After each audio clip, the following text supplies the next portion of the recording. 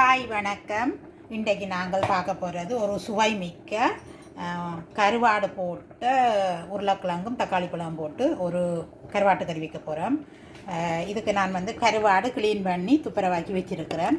கழுவி எல்லாம் எடுத்து வச்சுருக்கிறேன். மற்ற 2 உருளைக்கிழங்கு எடுத்து வச்சுருக்கிறேன், ஒரு தக்காளி பழம், மற்றது வெங்காயம், பச்சை மிளகாய், உள்ளி எல்லாம் வெட்டி வச்சுருக்கிறேன். கருவேப்பமில்லை மிச்சம் நாங்கள் செய்முறையில் பார்ப்போம், எப்படி செய்வோமான்னு பார்ப்போம். இப்போ நாங்கள் சட்டி அடுப்பில் வச்சு இதுக்கு எண்ணெய் விடுவோம்.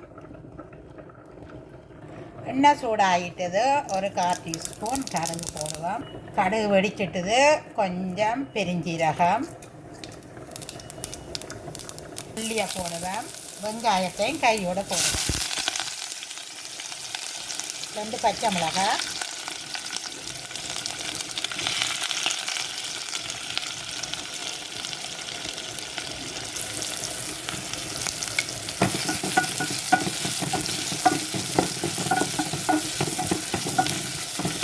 இது வதங்கி வரட்டும்.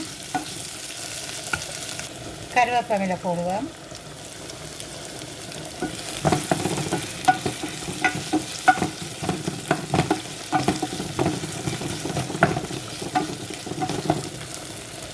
நான் கொஞ்சம் வெந்தயம் போடுறேன். எல்லாத்தையும் போட்டு வதங்க விடுவோம்.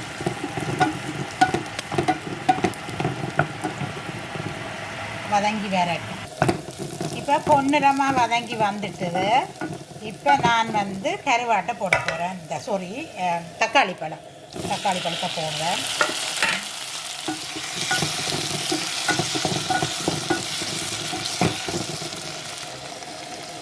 தக்காளி பழம் வதங்கிறதுக்காக உப்பு போடுறேன். அப்போ டக்குன்னு வதங்கிடும்.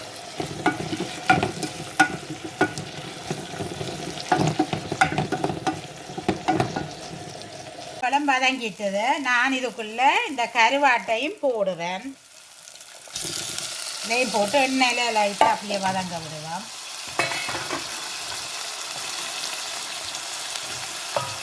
ஊரில் இந்த சுட்டுத்தான கருவாடு வைக்கிறது, நெருப்பத்தானில் சுட்டு கருவாடு வச்சா வாசமாக இருக்கணும்னு சொல்லிவிட்டேன்.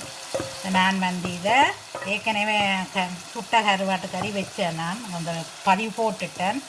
இது இப்போ கருவாட்டை இதோட லைட்டாக வதக்கிட்டு இந்த கருவாட்டு கறியை நாங்கள் இன்றைக்கி வைக்க போகிறோம். எண்ணெயில் கொஞ்சம் வதங்கட்டும் அப்படியே. இப்போ ஒரு நிமிஷம் வதங்க விட்டேன் நான் கருவாடு. இப்போ நான் இது உருளைக்கிழங்கையும் போடுறேன்.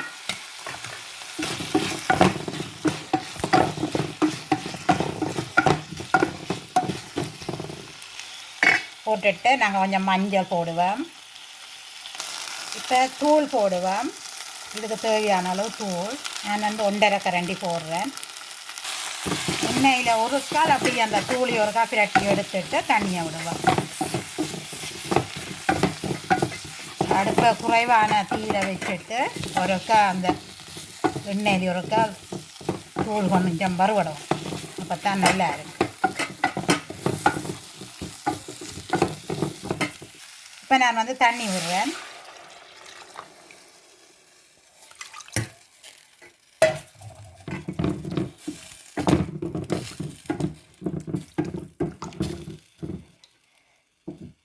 கருவாடு குழம்புடைய நாங்கள் உப்பை கொஞ்சம் பார்த்து போடுவோம். நாங்கள் தக்காளி பழம் வதங்கிக்க நான் கொஞ்சம் உப்பு போட்டேன். நான் இப்போ கருவாட்டிலையும் உப்பு இருக்கும்.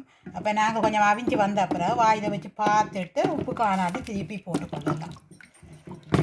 அதால் நான் இப்போ உப்பு போடல. அவியட்டும். இப்போ மூடி விடுவேன்.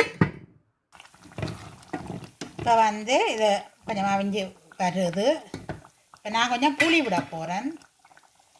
இதுக்கு தேவையான அளவு பழப்புளி. தக்காளி பழம் போட்டது அதெல்லாம் கணக்கு விட தேவையில்லை. அதுன்ற புளியும் இருக்குது, பார்த்து செய்யலாம்.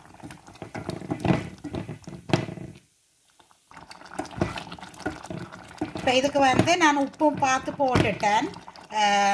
அளவான உப்பெல்லாம் போட்டுட்டேன். இப்போ நான் பால் விட போகிறேன். இது தேங்காய் பவுடர், கரைச்ச பால், எது வேணுமானாலும் விடலாம்.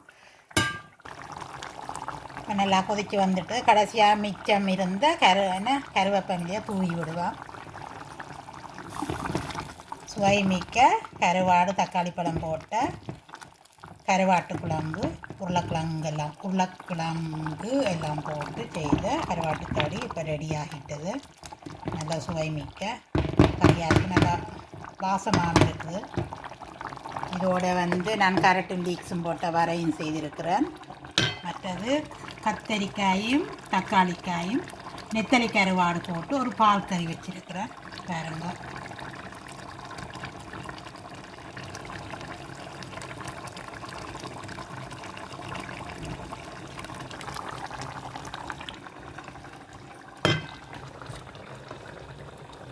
புத்தரிசி சோறு. இந்த வீடியோ உங்களுக்கு பிடிச்சிருந்தால் லைக் பண்ணுங்க, கருத்துக்களை எழுதுங்க. புதுசாக யாராவது வந்திருந்தால் சப்ஸ்கிரைப் பண்ணுங்க. இத்துடன் நான் வீடியோவை முடிக்கிறேன். எங்களுக்கு சுவைமிக்க கருவாட்டு குழம்பு ரெடி ஆகிட்டு அடுப்புன்னா நிப்பாட்டிட்டேன். இத்துடன் வீடியோ முடித்துக்கொள்கிறேன். நன்றி, வணக்கம்.